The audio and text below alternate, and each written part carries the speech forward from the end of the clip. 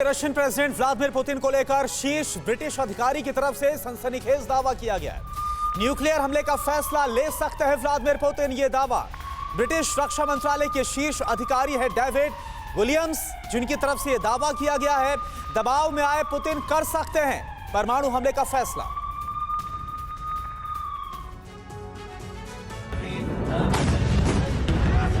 Ukraine और रूस के बीच जारी जंग को 37 दिन हो गए हैं। एक महीने से ज्यादा समय होने के बावजूद रूस के हाथ खाली हैं। पुतिन की सेना अभी तक कीव पर कब्जा नहीं जमा पाई है। ऐसे में रूसी सेना और खुद प्रेसिडेंट व्लादिमीर पुतिन पर दबाव बढ़ गया है। इसी बीच एक ब्रिटिश अधिकारी ने पुतिन को लेकर सनसनीखेज दावा कर दिया है। ब्रिटिश रक्षा मंत्रालय के शीर्ष अधिकारी डेविड विलियम्स ने दावा किया है कि दबाव में पुतिन यूक्रेन पर न्यूक्लियर हमले का फैसला ले सकते हैं। डेविड विलियम्स की माने तो पुतिन के पास मौजूद परमाणु हथियार दुनिया के लिए चिंता की बात है। निराश और हताश पुतिन दुनिया के लिए बेहद खतरनाक बन गए हैं। यूक्रेन में रूस की फजीहत की वजह से कुछ भी संभव है। पुतिन परमाणु हथियारों के इस्तेमाल का फैसला ले सकते हैं। ब्रिटेन भी अपने न्यूक्लियर वॉरहेड्स पर नए सिरे से विचार कर रहा है। डेविड विलियम्स के दावे की वजह भी है क्योंकि कल ही एक ब्रिटिश एजेंसी ने दावा किया था कि प्रेसिडेंट पुतिन और उनके करीबियों के टॉप सीक्रेट परमाणु बंकर में चले गए हैं, जिसके बाद से ही पूरी दुनिया में हलचल तेज हो गई है। लेकिन पुतिन शायद ये भूल गए हैं कि अगर उन्होंने यूक्रेन पर परमाणु हमला किया तो नेटो देश भी चुप नहीं बैठेंगे।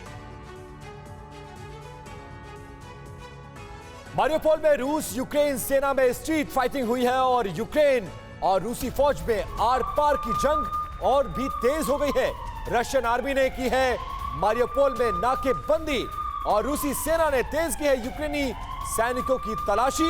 मारियोपोल में महीने भर से जारी है दोनों सेनाओं के बीच भीषण संघर्ष।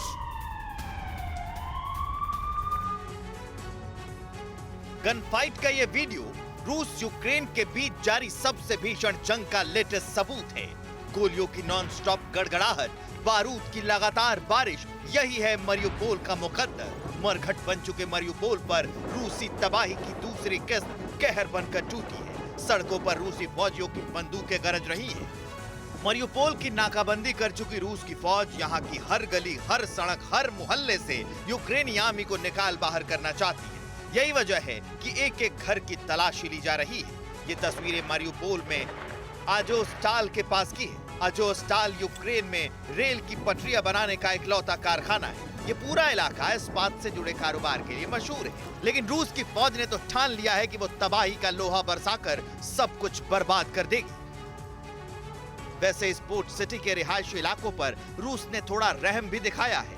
यहाँ फंसे आम नागरिकों को बाहर निकालने के लिए सुबह 10 बजे से ह्यूमन कॉरिडोर खोल दिया गया है। हजारों लोगों की मौत का जख्म सहलाते मारियोपोल पर पुतिन ने ये रहमदिली फ्रांस के प्रेसिडेंट और जर्मन चांसलर की अपील पर दिखाई है।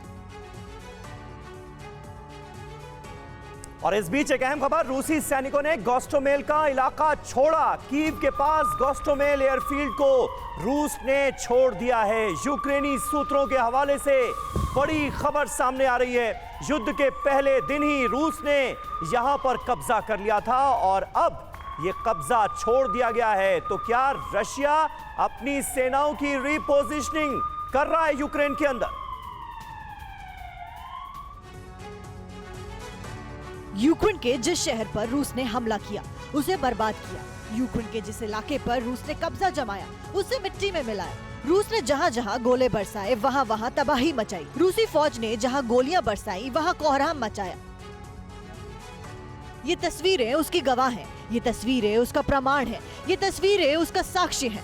यूक्रेन के जिस शहर पर रूस ने हमला किया वहां सिर्फ बर्बादी मचाई। उस जीते जागते शहर को जिंदा कब्रिस्तान बना डाला, मरघट बना डाला। तस्वीरें कीव के पास गोस्टोमेल एयरफील्ड की हैं, जहां रूस ने भीषण तबाही मचाई है। पूरा इलाका खंडर बन चुका है। रह गए तो सिर्फ बर्बादी के निशान। जहां कभी रौनक हुआ करती थी वहां बर्बादी, तबाही बिखरी हुई है। इस बीच खबर ये है कि रशियन फौज ने भीषण तबाही के बाद इस इलाके को छोड़ दिया है। यूक्रेनी सूत्रों ने दावा किया है कि रूसी फौज कीव के पास गोस्टोमेल एयरफील्ड को खाली करके चली गई है। जानकारी के मुताबिक गोस्टोमेल एयरफील्ड कीव के उत्तरी इलाके में स्थित है। रूसी सैनिकों ने पहले इसको अपने कब्जे में ले लिया था। हालांकि अब खबर ये है कि रूस ने गोस्टोमेल एयरफील्ड को छोड़ दिया है।